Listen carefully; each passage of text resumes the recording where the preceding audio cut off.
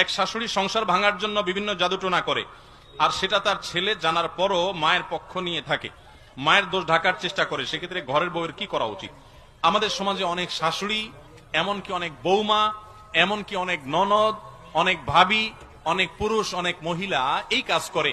নিজের ঘরের নিজের কাছের লোকজনকে বসে আনার জন্য বা বিভিন্ন উদ্দেশ্যে জাদুকরের কাছে যায়, জাদু করে, ব্ল্যাক ম্যাজিশিয়ানদের কাছে যায়, ব্ল্যাক ম্যাজিকের আশ্রয় নেয়। পরিষ্কার ভাবে শুনে রাখেন, কোন কবিরাজের কাছে যদি কোনো জাদু টোনার জন্য যান, সাথে সাথে আপনার আমল নামায় সবচেয়ে ভয়াবহ বড় কবিরা গুনাহের ভিতরে একটি লেখা হবে।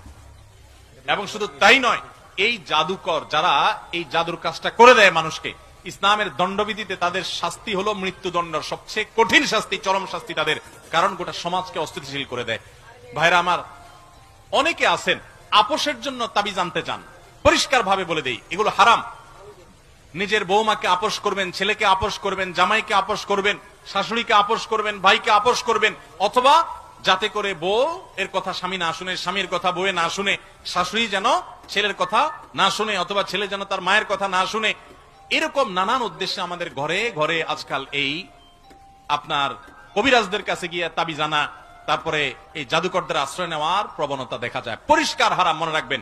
বহু মানুষ ভালো করতে যায়, হয় খারাপ, এমনকি ভালো করতে যায় যদি ভালো হয়, আপনি জানেন এই জাদু থেকে হয়, কিভাবে হয়? জাদুকররা জাদু করে শয়তানের আশ্রয় নিয়ে সাথে সাথে বেঈমান হওয়ার মতো একটা বিষয়। আমাদের অনেক মা বোনরা আছে, অনেক মানুষ আছে, আমরা জানিও না, টেরও পাই না। ইমানদার তার সাহায্য চাওয়ার একমাত্র পথ হলো ইয়াকা না'বুদু ওয়া ইয়াকা, আল্লাহ তোমারই ইবাদত করি আর সাহায্য তোমার কাছেই। নাকি মাজারে যায় সাহায্য চাই, কবরে যায় সাহায্য চাইবো? আরে কবরওয়ালার কোনো পাওয়ার আছে? সে কবরওয়ালা নিজেও সাহায্য চান কার কাছে? আর আল্লাহ বলেছেন উদউনি